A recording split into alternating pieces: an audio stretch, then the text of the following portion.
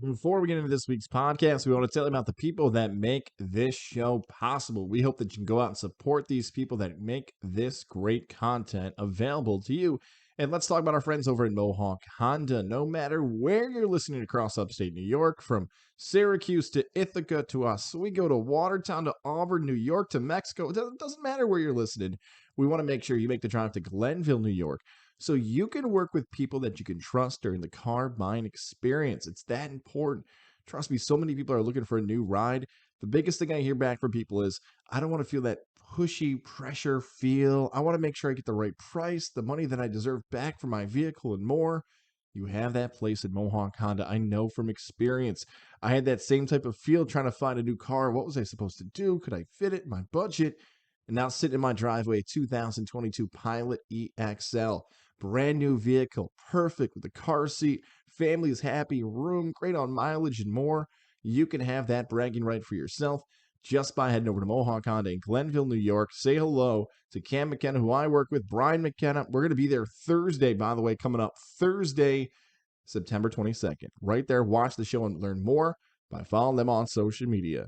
Mohawk Honda. Shout out to Greg Johnson, Lindsay Harden, and more, where they always go out of their way to please you. And our friends over at Johnstone Supply in Troy. George and his crew have been helping people across upstate New York for decades, and now they can continue to help you. We are into the fall. It feels good. My favorite time of the year. It's that shorts and hoodie weather. There's nothing better than that. Now, when you're in your home, you might be having some issues. Maybe your house isn't heated properly. You kind of put it off until the fall. Don't worry, our friends at Johnstone Supply in Troy can help you. Give them a call today, 518-272-5922. Write that number down on your phone. You might need it. Furnace, boiler, heating system, AC, whatever you're looking for. Just save it. Johnstone Supply in Troy, Gozilla Media Podcast. And remember these guys. Here's the number again, 518-272-5922. You can ask for George. Say, hey, George, I heard about it from Gozilla Media. Looking to have some help done on my home, and they will give you the advice that you need. Or stop into the store. It's 6th Avenue in Troy. If you have that fall project on the way, you want those competitive prices on supplies that you need for that big project, say what's up to the staff. They will help you. Supporters of Gozilla Media since day one. We appreciate those guys, especially a family business like Johnstone Supply in Troy. One more time, 518-272-5922 is the number. And Johnstone Supply NY. Give George and everybody over there some love. We appreciate their support as always. Now, you're about to get all the sports talk, knowledge, and takes you need from the week in a quick 40 minutes on this week's edition of Goz On The Go. We lead off here with the New York Football Giants. Now, this is a true story. Our audio audience won't see this. Our visual audience will see this. We have the New York Giants graphic up here. Now, you might be wondering, I haven't seen that logo before. Not the actual existence of the logo, but on a Goz On The Go episode. True story. The New York Giants have been so irrelevant over the past 7 months that when I got a new laptop that had past photos on it, I had never downloaded a New York Giant logo. That's how bad it had been. Even for the NFL draft, when the New York Giants had a bunch of picks, we decided to just go with the draft logo and didn't even give the Giants their own graphic. So this is the first time in arguably 2022 we have used a New York Giant logo to talk about them on this show. That shows where the franchise has been over the last 7 years. But the New York Giants deserve to get the lead here on this week's episode because of that victory over the Tennessee Titans. I picked against the Giants, and not just picked against them. Survivor picked against the New York Giants. Thought the most likely team to lose in the entire NFL in week 1 would be New York. And sure enough, it starts with Brian Daboll. Go back and watch that drive. It's not like Daniel Jones is X's and O's in his way up and down the field like a surgeon. The sheriff is what John Gruden used to call Peyton Manning on broadcast. He didn't Brady or Peyton down the field. Handed the ball off to Saquon Barkley. Moved the chains a little bit. It was good enough. But the New York Giants find the end zone. Check out, by the way, Dan Orlovsky's cut of what they did at the goal line. I wish I could break it all down within a 40-minute show. I can't give Orlovsky the clicks on that about how Brian Daboll tricked the Titans into the touchdown play. And then they go for 2. Not a great play call. Saquon Barkley's good enough. Brian Daboll having the cojones, the stones, the marbles to go on the road against the top team in the AFC last year and beat them. Look, we've been here before. Ben McAdoo, Joe Judge, Tom Coughlin. He always gets a shout out on this show when we're having conversations. Levack compared it to the Buccaneer victory a few seasons ago when Tampa also missed a game winning field goal to win that game and Daniel Jones put up big numbers. This feels different. The party in the locker room after, the young prospects, a new GM. Yeah. Big Blue, it has been a long time where I can hop on and talk about how positive I feel about this team. And look at the schedule. You've got Carolina coming up, who blew a fourth quarter lead, even though they needed to come back against Cleveland. You've got Dallas. You've got Chicago. Could the New York Giants be 4-0? Could the New York Giants be the biggest surprise of the NFL through September? I can't believe I'm saying it. But yes. And this is a Giant franchise I've been trashing all summer. Daniel Jones doesn't deserve to be an NFL quarterback. I'll hold on to that take because I still don't think Jones will be the leader on this thing, and they might make a move for another quarterback. They've been a bad franchise. They have players who can't make plays on the outside. Galladay's underperformed. So is Kadarius Toney. With all that being said, it doesn't matter because they're winning and have the chance to go to 4-0. Big Blue fans, it has been a while since you can celebrate and be optimistic for the future and have entertaining football players in your favorite franchise's jersey. You deserve that week 1 win. And the way the future looks, you might have a lot more wins coming on the way. It's kind of juggling back and forth here. I'm like, well, I don't have to talk about the Bills this week because the Bills already played last week and we already talked about the Bills. No, the Bills were on Thursday. We taped this on Wednesday night. So you haven't heard the Bills take, but it feels so long ago, doesn't it? That Buffalo beat LA. And I wish I could give you like 5 to 10 minutes on Buffalo's performance, but with it being a week away, I feel like everything's been said about Buffalo. You turn over the ball, 4 times? And even with those 4 turnovers, your offense helps the victory over the defending Super Bowl champions. Von Miller's action on the outside. Josh Allen being productive in the pocket. Diggs and Gabriel Davis. What more do you want me to say about Buffalo? That if we did power rankings, they'd be the number 1 team right now? They deserve to be. Chiefs fans are probably going to have a little argument with that too. Bengals fans saying if they have a kicker and more so a long snapper, they're there. But if you told me to pick the most impressive team in week 1, it's the Buffalo Bills. We'll talk more about the Bills, I'm sure, next week when they get to match up with the Titans and see where they stack up a Tennessee team that beat them last season and always battled hard against them. So Buffalo Bills fans, I'm not dissing you. I'm not disrespecting you. But what more can I say that you haven't heard already? I don't want to go full Bill Belichick on you, but you're on to Tennessee, and you know where your franchise is heading. This is a playoff division champion, Super Bowl contender living up to that preseason hype after just 1 game. And as for you, Jet fans, yeah, I can't say the same thing, and I feel like that noise or whatever that was, whether it be an alien, whether it be from space, is how I've felt about the Jets since August for the injury of Zach Wilson. And you've heard different takes. Before you get frustrated with me, before you start slamming your foot down on the treadmill if you're listening to while you're working out, I know I've said that the Jets should be okay without Zach Wilson. They've got a Super Bowl winning quarterback in Joe Flacco, and it's a decent matchup. And of the record I have this past week, the Jet game is the only game I missed with the spread. 6-1. There's a nice tease for later on. But it was bad. Like, they didn't get smoked by 3 touchdowns. They didn't get smoked. They were never competitive in the game. It was just a really hard watch. I was watching the game with my dad. I just looked at the Jets, and we both said the same thing. We're like, oh, we're so glad it's 2022 and we don't have to watch the Jets.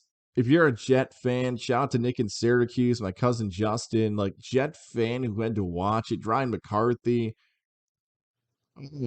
My guy Rigney. That was a brutal game. Michael Carter played fine, the young running back. Joe Flacco with a number that's not 5 seemed weird to me. I kept forgetting it was Flacco, even though he's still a big dude. Maybe Jet fan can sell me. Maybe Boyd Green can tell me why it was great. Maybe Jake Assman out in Houston can tell me why the Jets actually weren't that bad. Maybe because there was worse teams and performances in the NFL that the Jets were hidden by that. I was more optimistic about where the Jet franchise could be. Maybe we'll find it. That's like the 5th maybe I've dropped about the Jets. that they'll find it and get better this season. But constantly using the term what if and hopefully and maybe, Jet fans heard that too often in their fandom. I wish, just like I talked about Buffalo, we know where they're going to go, that the Jets could be there. I wish that I could tell you, like, the New York Giants were the most exciting team across the NFL, that the Jets have that same optimism. I don't have any of that stuff. You lost a game that wins out of their sails, and I can't tell you that it's going to get much better, and truly a contender is coming from Gang Green this season. I wanted to see more. I know Baltimore is my Super Bowl pick, but that's going to be a rough team to watch this season, the New York Football Jets. Did I just call them the New York Football Jets? Nobody calls them that. Where did that come from? Was I just so used to giving the Giants love on this podcast that I decided to call them the New York Football Jets? Okay, I'm going to leave that in. That's not going to be edited out. I deserve to be mocked for that. Leave a comment here on Apple or YouTube or whatever else it might be. But let's talk about the biggest story nationally in the NFL in Week 1. And you would think this would happen more often, but this feels like historic stuff for how bad these three coaches were in Week 1. Let's lead off with the most recent. Nathaniel Hackett, the connection to the Buffalo Bills, former offensive coordinator, former OC for the Syracuse Orange under Doug Marrone. You saw it. Watching the clock run down, burning 30 seconds, not going for it on fourth with 2 timeouts, but instead attempting a 64-yard field goal. Truly, one of the most baffling decisions I can remember in recent NFL time, since that weird fake punt a couple of years ago. Wasn't AFC South team? Might have been the Colts. Okay, yeah. And Nathaniel Hackett originally on the post-game press conference didn't admit to it, and as time wore on, like, yeah, that was a bad call. That's a fireable call. That is truly, as Chet Davis said on We Talk Fantasy this week, something we all could have figured out not to do that. Horrible by Nathaniel Hackett. Really questions what the GM, and I know ownership is weird in Denver, thought about that. He's got to redeem himself. Lovie Smith in Houston. Let's just make it real, right? He shouldn't have got the job to begin with, and I know people will say he got run out of Tampa too fast. He got to a Super Bowl with Rex Grossman as his quarterback. He wasn't good at Illinois. Tampa got better without him years later. Chicago, maybe he'd overstayed his welcome. But that decision in a tie football game, 20-20 at home, after blowing a 20-7 lead to an in-division rival, you decided midfield to punt the football away with less than 30 seconds to go. And I know the critics of that are going to say, well, guys, if Matt Ryan, a veteran quarterback and borderline Hall of Famer, makes one throw, you lose the game. So you're playing for the tie. That's the confidence you're going to install in your team for the rest of the season, that, guys, I don't trust you. Oh, and by the way, the third down play, a handoff to Rex Burkhead. Rex Burkhead had a nice game, out-snaps Damian Pierce. I almost called him Damian Priest, by the way. They're the WWE wrestler. Good thing I still reference, I caught myself there. Damian Pierce, 3-1, but they give Burkhead the ball on 3rd and 1 rather than throwing the football with Davis Mills. Okay. So Lovie Smith plays for a tie. He should be fired. And Mike McCarthy. What the hell was that performance in Week 1 against Tampa? I'm wearing a Buccaneer shirt right now as I speak to you. And I thought they were going to get slaughtered on Sunday night by Dallas. With Dak Prescott and game in Texas and Tom Brady old and the offensive line banged up, the running back fat. It seemed like all the things that Dallas needed ahead. What was the game plan? Not to run Zeke? Not to have open wide receivers? The defense played as well as they could, just constantly held Tampa to field goals rather than touchdowns. But Dallas, with a $90 million running back and a 150 plus million dollar quarterback, can't score against Tampa? I can't believe I'm turned into social media fire everybody guy. But Mike McCarthy, Lovie Smith, and Nathaniel Hackett, if they all had done those things in week 16 or 17, they would not have a job in 2023. Can we say the Minnesota Twins choked away the AL Central? Can we say the San Diego Padres are better off without Fernando Tatis Jr.? Mike Trout hit 7 consecutive home runs in 7 consecutive games. What a great piece of historic movement that was. Look, I'm listing off all these baseball storylines, and maybe at any other time this summer they would captivate America. Maybe they wouldn't. But now all those things feel almost frustrating to talk about. And baseball fan, I'm not even trying to take a shot at you in any way. But think about that. In your casual conversation with your friends, have you said any of those things recently? Wow, I cannot believe the Guardians caught up to the Twins. Whoa, I cannot believe the Padres are still in the wild card mix, or Milwaukee's a few games out. Now, I'll give my Orioles some love because Baltimore's been one of the best stories of the season. But that feels like that's a wrap in the American League already now with the Blue Jays, Mariners, and Rays, and Seattle's finally going to end that playoff drought. I hope Baltimore gets back in it, but they've got a ways to go. That's been the problem with baseball, is that there's some good storylines out there, and for whatever reason, and they're doing their best. They're trying. Like Damian Lillard on Twitter, I'm trying to win a championship.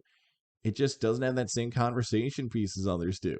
Now, I'm not going to beat a dead horse with another 4 or 5 minutes on why baseball doesn't break through, blah, blah, blah. Let's just talk about Aaron Judge.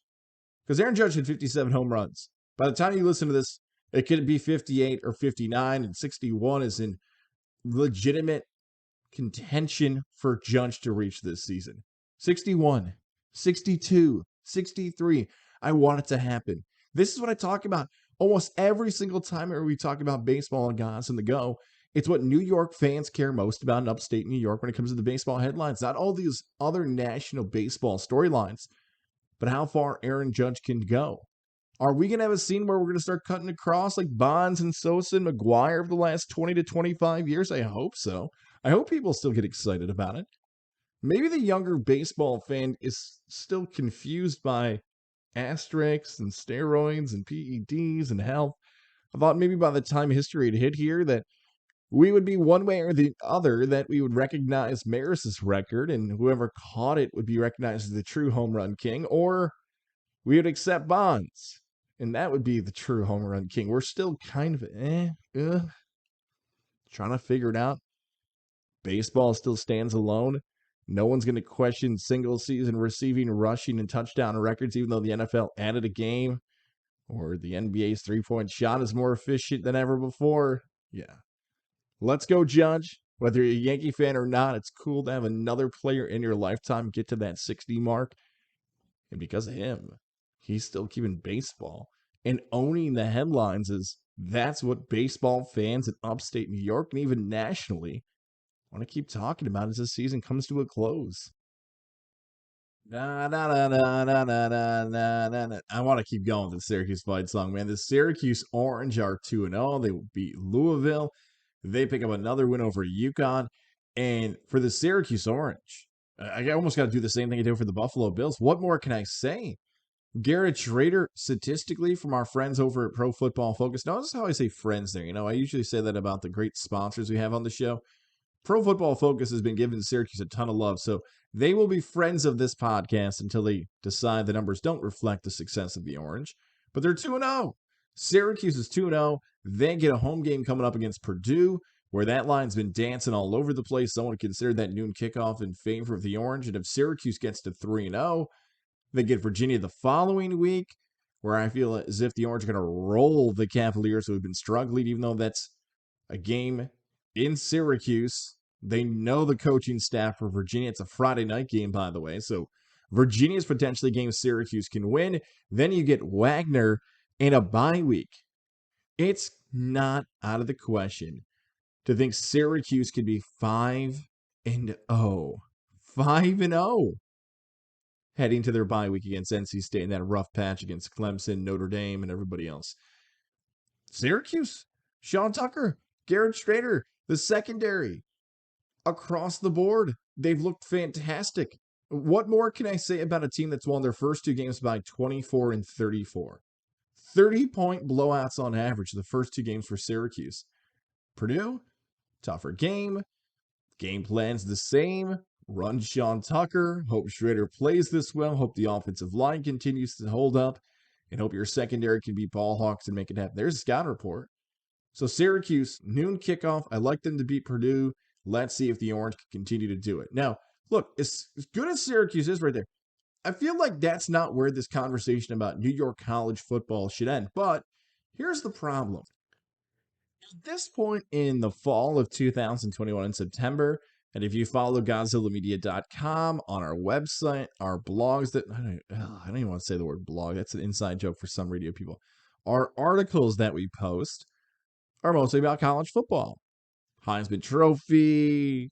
Can't really talk about it, but for college football coverage, top 25 polls, I want to add more to it. Last year, you saw more talks about Albany football and Syracuse in Division 3. So what do we do here? I really want to hear from you. Apple, YouTube, on social media, at TomGoz, TomGoz. Who else should get the spotlight to be talked about when it comes to college football in New York? We've got listeners all across upstate New York. Should I be giving Ithaca and Cortland more pub on this podcast? The Bombers are 13th in the country. Cortland's 14th in the country, and we are poised to see one of the great Cortica jugs of my lifetime potentially on the way if these teams continue their success. My alma mater, Hobart, they got upset this week. They're out of the top 25. RPI's out of the top 25. Union's not in the top 25. They got bumped. At the FCS level, that was Albany's moment to make a play and win at home in the Saturday night game. They don't pull it off. Do I go to Cornell? Do I go to Colgate? Or is that it? Like, if there's, and that's what I'm really, like, it hurts me deep. And I hope I'm not being cynical or pessimistic. Maybe that's what I'm finding out here on this non-traditional media platform is that, look, we've talked college football before, especially in central New York. There's a following for the Orange. But when I moved further east, one of the first things I started to learn is I looked around for the college football coverage in the Capital Region. It was sparse. It was barely any. I thought the UAlbany football following would be bigger, but they were in that weird changing of the guard of the stadium and everything else. In Division III football, you could argue is a niche that once you're not playing or don't have a relative, how often do you go to those games? So it's something we're going to consider. And for real, I want to hear from you. Leave the comment, leave the note, Goz@GozillaMedia.com if you're not on social media. Who you want to hear from when it comes to New York college football teams. And if it's Goz, Syracuse, and I want to talk more NFL and more gambling, that's the way we'll go. And that's how I'm going to find out. If people don't want to talk about other New York college teams besides Syracuse, the Orange are going to get more love. Investing is going to get more love too. What word are we going to use here to describe UFC 279? Chaos, cool, historic, wild, unprecedented. It's hard, even almost a week removed from this, to figure out exactly how to evaluate UFC 279. So Chimaev misses weight by 8 pounds. 8 pounds! Not like a half a pound or a pound or 8. Which still, conspiracy theories, articles, whatever people want to write about this, it makes me think he never, ever had intention of making weight. It's a historic thing now. I guess maybe that's not the right word we use here, that he missed weight by so much, but it's also well known the lengths fighters will go to make weight on weight day and how it changes after that. So he misses weight, and UFC starts to scramble because his main event with Diaz is no longer on, but now, Holland steps in and fights him. Diaz still gets the main event. He gets Tony Ferguson, the veteran. Diaz wins in the 4th round, but he was also a huge underdog and then was a favorite against Tony Ferguson. Maiev goes from, and Holland, by the way, that whole thing gets thrown off, and he wins in the 1st round anyway. So he benefits from not making weight and still wins in the 1st round. And Daniel Rodriguez is in the mix there too, right? Like Daniel Rodriguez was supposed to be involved in something else, and he wins too. Yeah. I mean, I get it. Like UFC and Dana White and Ariel Helwani was hilarious on Twitter trying to say like Dana White and the UFC are trying to pat themselves on the back, and it wasn't those guys who deserved it. They made a mistake. They changed it as they went. Now, even me saying that out loud, someone reacted and say, "Whoa, Goz is being too critical." What did the UFC do? Maev's the one who missed weight. What Dana White's supposed to do? He's already got the fighters there. He's already got the crowd there, the tickets sold and everything else. He wants to make sure he puts on the best show for his fans. You shouldn't reward fighters, though, for not following the rules, whether it's pre-fight or post-fight.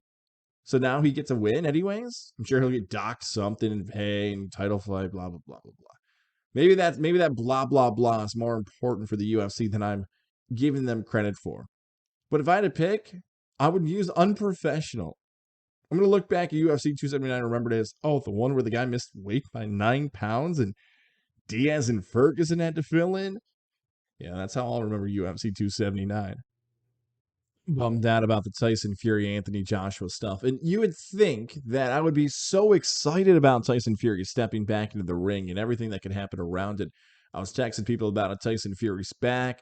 As you might know, following this podcast, my family, especially my in-laws, have all become Tyson Fury fans. Fight night is going to be, I know this is coming. Fight night is going to be a big deal at the Kozlowski house. With the kids, the in-laws, the pizza, the beer. Like, if this house becomes Fight Night house, I'm so cool with that.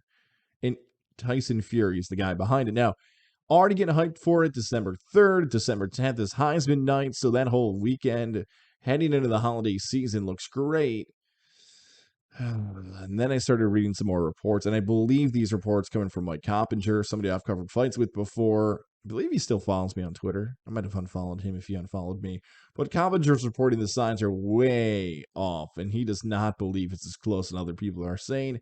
And when Coppinger has that story, I side with him. And a lot of his stuff makes sense. They're like, look, they did this before in 2020. They said they were going to fight, and then they didn't. And then Tyson Fury said, I'm not going to wait for you. I'm going to go fight Dillian White. I'll still do it at Wembley Stadium. I'll still get paid a ton of money. I'll still fight an English guy, and I'll sing in the ring and beat him. And he beat him in 6 rounds. So they tried doing the all-English fight. Didn't work. 200 pounds, 200 million pounds, dollars, whatever they want to call it. They had the opportunity to do it. Hell, we can go back to what, 2016, 2017? Remember, if you might as a fight fan, Anthony Joshua said Tyson Fury wasn't good enough to fight him.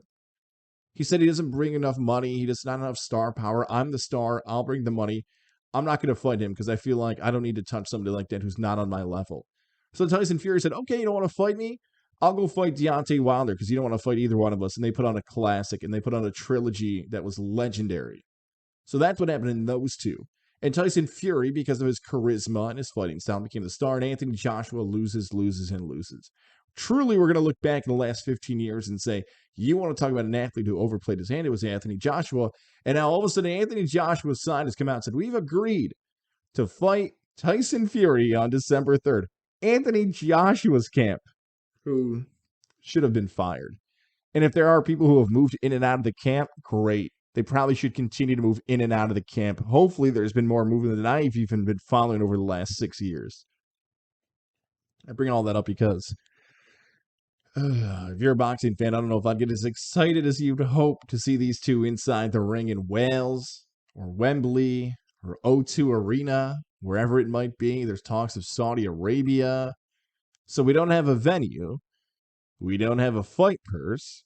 Remember, there's a connection here with DAZN and BT Sports and ESPN. So Fury's connected with some of that, and DAZN with Joshua. So I don't know where the fight's going to air, where it's going to be fought, what time. And this is September, and it's supposed to happen in December. Yeah. I'm not sure if that's going to go off. There's also some reports in the UK that said that December 3rd fight date's not locked in. Some have said it's actually going to be December 17th. Others said it might be closer to Thanksgiving. So we get a headline that Josh was going to fight Fury December 3rd. No contracts, no date, no arena, no time. Maybe it's not as locked in as people hope, including me. I know the WWE logo is up on our visual side. I wanted to use the new NXT logo, but it kind of looks like this. Here's a quick flash for you. I don't know why it blacked out the logo here. Yeah, it's strange, right? All right, we're going to flip back to the WWE logo now. I like that NXT is changing back to what it used to be. I feel like people embrace the black and gold. What NXT turned into when Vince McMahon and Bruce Pritchard and the rumors were saying that Triple H was being forced out was a true minor leagues, truly developmental, didn't even need really TV. It felt more like the old Florida Championship Wrestling rather than its own brand, a true third brand. And some could argue, and it might have even been here on Goz On The Go, that they didn't need that style of NXT anymore because that's what AEW was. The fact that Triple H is going back to that and Shawn Michaels and everybody else has me intrigued. I want to know what's going to happen down there. Roman Reigns, is he going to lose anytime soon? You've heard it a bunch over. I'm hoping one other person jumps out or one big storyline jumps out. I like Toxic Attraction, man. Hubba hubba. Tommy Lakey and Mandy Rose and the stuff they do, they've been fantastic. So keep rolling, WWE. I can come on here every single week and compliment you, but that's going to get old too. Let's move on to AEW, though, shall we? Live from the Capital Region, live from Albany. I'm a little jelly. I wasn't there for that show. If you got an opportunity to go inside MVP Arena, enjoy that show. Hopefully you did. Really good main event there between Danielson and Jericho, selling the injury for Bryan Danielson. I like the stuff in the backstage, too. Marvez interviewing that pizza guy who went viral. Was it Luigi Primo and getting super kicked? I like Orange Cassidy taking out Pac, Neville, Pac. Why does the Syracuse accent come out so strong on his name? Pac. I liked all of it. I'm slowly. I liked Orange Cassidy. I like MJF, obviously, the MJF stuff with the crowd. You heard it before. I think I want a shirt from the Acclaimed. Man, those guys are funny. The Acclaimed, when it first started for me, felt so corny. So corny, like the John Cena stuff. Just trying to be John Cena. Because when John Cena was doing the thugonomics stuff, I was a John Cena fan. Because it was that time with Eminem and his freestyles felt so real. And he was funny. So when that happened, I was a fan of Cena. But 20 years later, it felt like the Acclaim were just trying to be the next Cena and it wasn't going to work. But man, I don't know what it was. I don't know if it was bringing in Billy Gunn or Ass Daddy, as they call him. Scissor Me Daddy is hysterical. There's something funny about that, too, with Anthony and the... Okay. The Acclaimed versus Swerve Into Our Glory, Swerve Strickland and Keith Lee. The match coming up next week at Arthur Ashe Stadium. That was a show stealer before. A whole different style of the tag team. Give me that again. So with all the big names and faces and drama and everything else we've talked about, let's give it up to Swerve Strickland, Keith Lee, Anthony, S-Man, Max Caster, Bowens, Billy Gunn, Anthony Bowens. There you go. I'll give his last name. Anthony Bowens, Max Caster, Billy Gunn. Those guys. Yeah, man. I might get a shirt. If you want to send me a shirt, by the way, of the Acclaimed, at Tom Goz, TOMGOZZ on social media. We are just minutes away here from getting to our picks from the week. Before we get into that, we got to tell you about Lily and David Fine Jewelers, family owned and operated business. Route 50, the Shoppes of Wilton. Stop in, say hello this fall. You know I'm anti-fall wedding. I want to outlaw all fall weddings. I'm heading to a wonderful wedding, though, this weekend. I'm officiating the wedding of Aaron and Shannon, so love will be in the air. And I know when I head over to the wedding, those single guys will start getting the questions. Hey, guys, where'd you get your ring? Hey, guys, do you trust somebody when you're, when you made that move? Yeah, I was sweating like a pig. Didn't know what I was doing. Didn't know if it was going to fit my budget. But no matter where you're listening across upstate New York, from Herkimer to Cortland, where I'm going to be for this wedding this weekend, Ithaca, whatever it might be, stop in and make the drive to Lily and David Fine Jewelers. Guys, when you're making a purchase, that ring she's going to be wearing will have on her finger for years to come. Got to make sure you get it right. Talk to Alyssa, talk to David, Tammy, everybody in there. Jacob, man, they're going to make sure that you get taken care of for that big purchase. The selection's fantastic. I'm going to be stopping in there on Friday to say what's up, hello, share the great news of baby number 2 on the way. So excited to talk about that and more. And now you can find the ring that you're looking for the future. Route 50, the Shoppes of Wilton. Check them out online as well. Head over to their Facebook page, Lily and David Fine Jewelers, LilyDavidJewelers.com. Make sure to note that when you're Googling the name on the website as well. So Lily and David Fine Jewelers, you stop in and make that big purchase. Tell me you heard about Goz's story from right here, Goz On The Go. All right, picks time. Let's do it. By the way, DraftKings, 518. Sign up. Make your picks on DraftKings app. Use the promo code 518. Get that instant free cash. All right, college NFL picks. Let's do it. 2-2 last week in college. We're going to lead off with college. Could have easily been 4-0. Could have also easily been 0-4. 4 picks again this week in college. A lot of over-unders this week. Tons of over-unders. That's all it is. All it is over-unders this week. All right, let's get into it. Liberty, Wake Forest. I have the over-under at 63.5. I'm taking the over in that one. At Wake Forest, Sam Hartman, the quarterback. Liberty is known for their offense, and Hartman's really good. 16.5 point spread for the Demon Deacons. Give me the over 63.5. Mississippi State at LSU. This should be all about points. At one point last week, LSU was pacing for 100 points at halftime against Southern. Mississippi State is known for offense with Mike Leach. The over-under is only 53.5. So I'm taking the under. It seems like I'm supposed to be begging me to take the over in that game. That might be my favorite play of the whole weekend. Both of those two jump out to me. Vanderbilt, Northern Illinois. I changed it right now. That's my favorite play. I watched too much Vanderbilt football this past weekend. Yeah, I had some friends who had action on Vanderbilt Wake. Northern Illinois is my team to win the MAC last season. They got a ton of starters back, so I'm taking the over 58.5. 58.5. Why the hell is Vanderbilt and Northern Illinois at 58.5? So give me the over in Vanderbilt, Northern Illinois, the over in Liberty, Wake Forest, the under in Mississippi State, LSU. Between Texas Tech and North Carolina and USC, Fresno State. I'm going to go with the under in Texas Tech, North Carolina State. That game is at North Carolina State. This should be a shootout. Leary is a good enough quarterback, but they can't find their footing right now, the Wolfpack.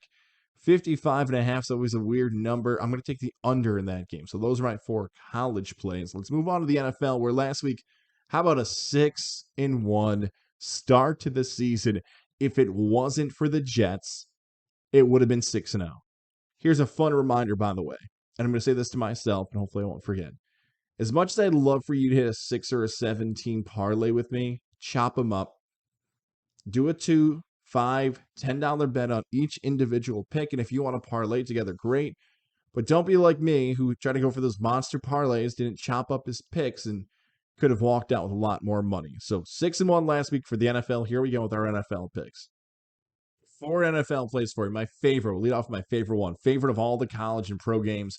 I love the Jacksonville Jaguars this week. Plus 4.5 at home against Indianapolis. You're going to hear it just like you heard in 2021. Anytime I get a divisional dog at home getting points, I'm always going to wager on them. I told you Chicago last week. Jacksonville played better than Indy last week. Jacksonville should have beaten Washington. Indy was down 20-7 in that game. I love Jacksonville getting points against Indy this week. Miami against Baltimore. Battle of 1-0 teams. Dolphins 3.5-point dogs in this one. Yeah, I like the Dolphins, man. This is a huge game for their franchise. They'll cover. It's going to come down to the wire. Scott Hansen's head's going to explode. But give me the Dolphins in that one. New England and Pittsburgh. Patriots are 0-1, look terrible the first week. Pittsburgh wins on a bizarre kick late and everything else, but the over-under's 40.5 in that game. I don't know how either offense is going to get there with Mac Jones, Trubisky, lack of really impact wide receivers. Give me the under in Patriots, Steelers. And I think I'm just going to keep betting against the Niners till I run out. I know the Niners are at home, and I know it's 9.5, but let's just keep betting against San Francisco. Oh, it's 9.5, though. They could win by 10. And Geno's, you know what? Under. Let's do one more under. There's a ton of over-unders this week. Let's go under 41.5. You know what? Screw it. I'm doing both. Let's do 5 picks this week. I'm doing double down on Seattle and San Fran. Under 41.5. I'll take the Seahawks at the points. I'm going to go 4-1, and that Seahawk point bet's going to cost me another perfect week. All right, those are the picks. Don't forget, next Thursday, we're live at Mohawk Honda. Special Levack hours tonight. We're doing a lot more Thursday shows. Weekend Crowd will do a full breakdown with the picks that will be available when we timestamp the picks coming up this weekend. Enjoy the football. Enjoy sports. Enjoy life. Talk again next week.